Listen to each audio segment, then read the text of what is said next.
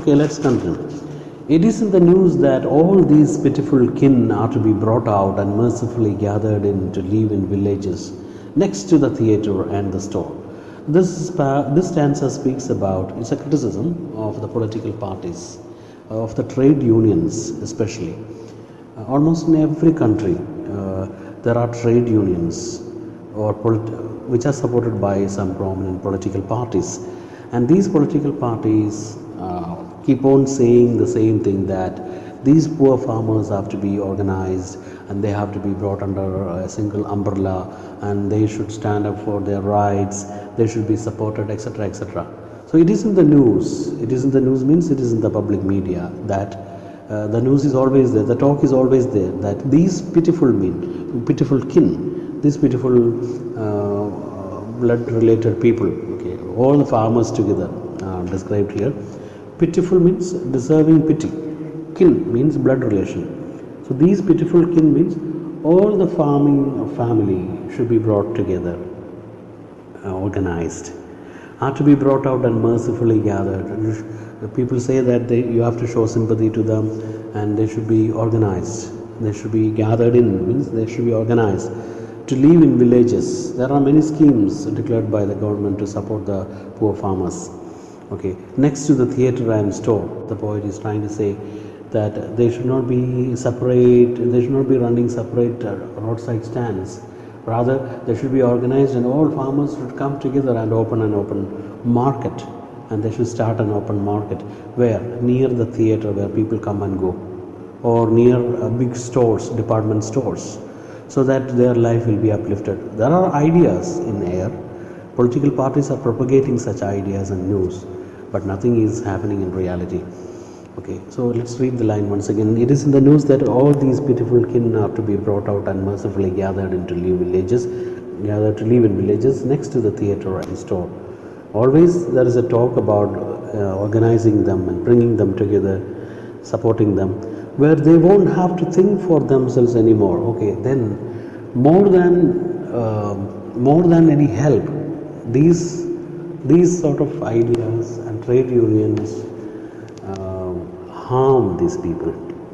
Okay, they sow the seeds of poison, they sow the seeds of laziness sometimes among these farmers, where they don't have to think for themselves anymore. The parties and trade unions seem to think for them all the time. They seem to take control of their lives. This is other negative side.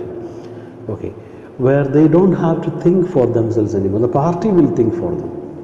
This is happening even in our Kerala. Innumerable trade organizations. Once you are getting organized, the individual freedom is lost. So the party will think for them.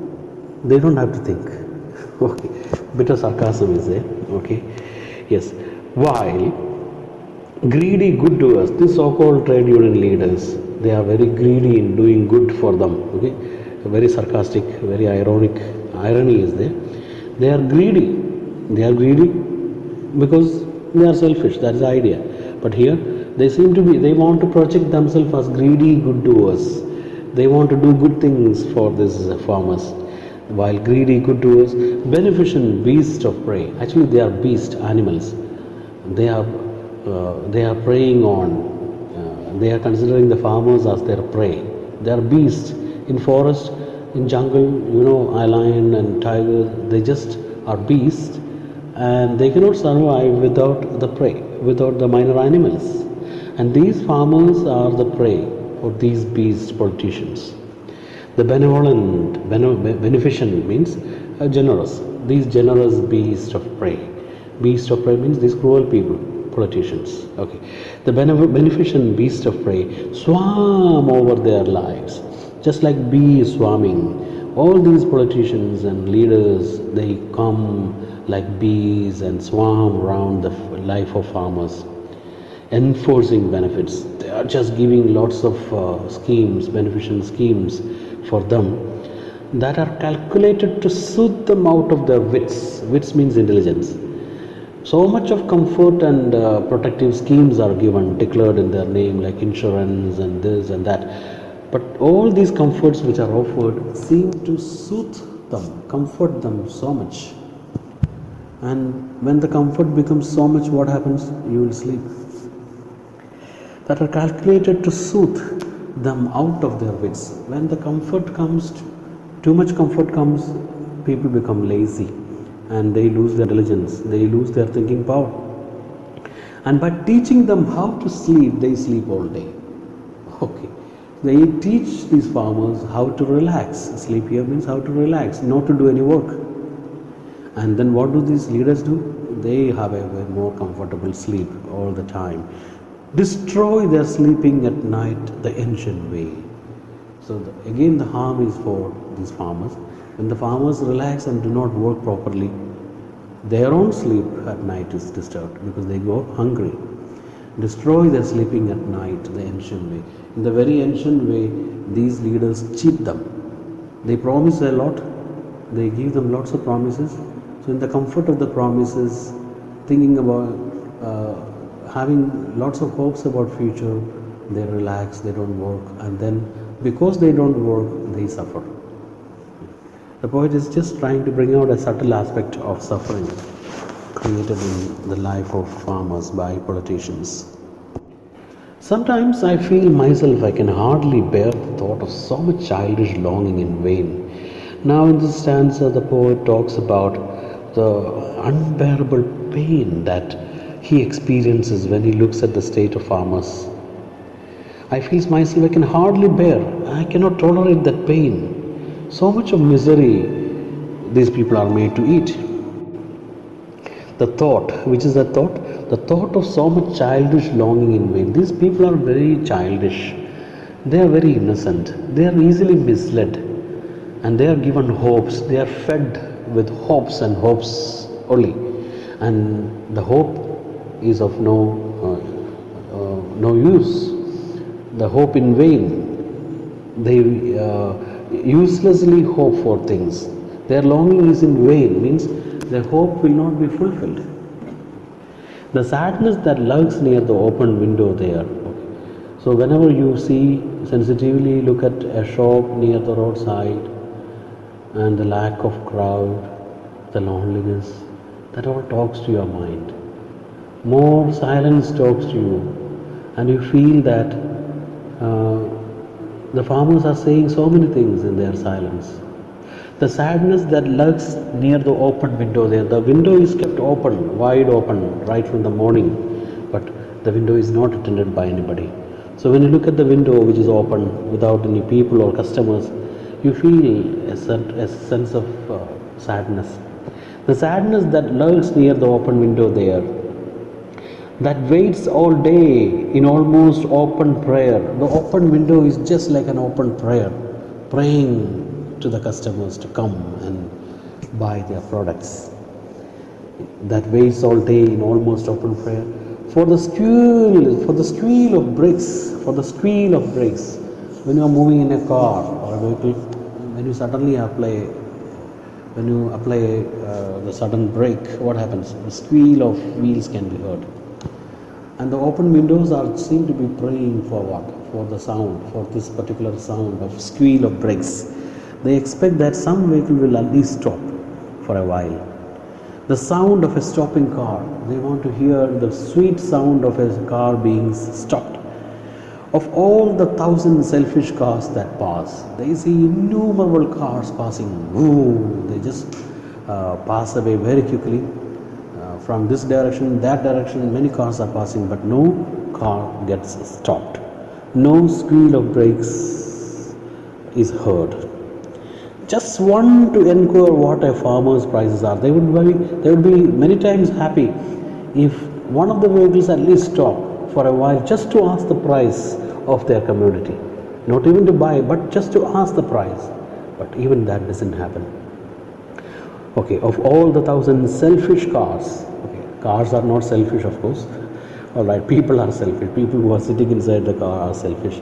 Of all the 1,000 selfish cars that pass, just one to inquire what a farmer's prices are. They expect at least one of the cars to stop and then ask the prices of the commodities.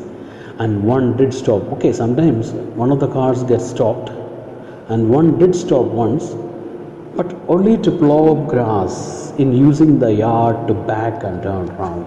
Sometimes a car stops, but not to ask for the prices, not to buy vegetables, but just to, they see an extra space near the roadside stand. So they want to use that space to turn their car.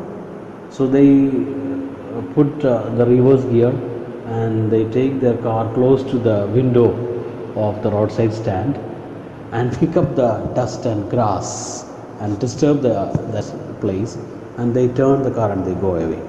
Okay. Yes. And one did stop, but only to plow up the grass.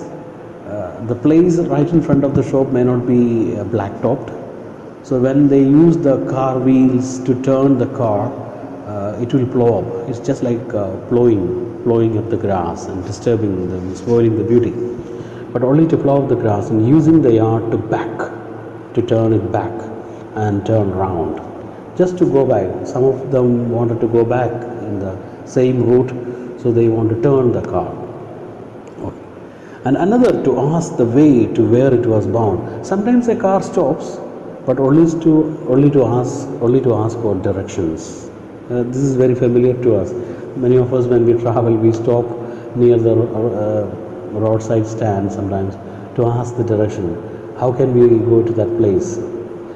We stop the car not to get any vegetable or not to buy anything, just to fulfill our selfish ends. We just stop the car.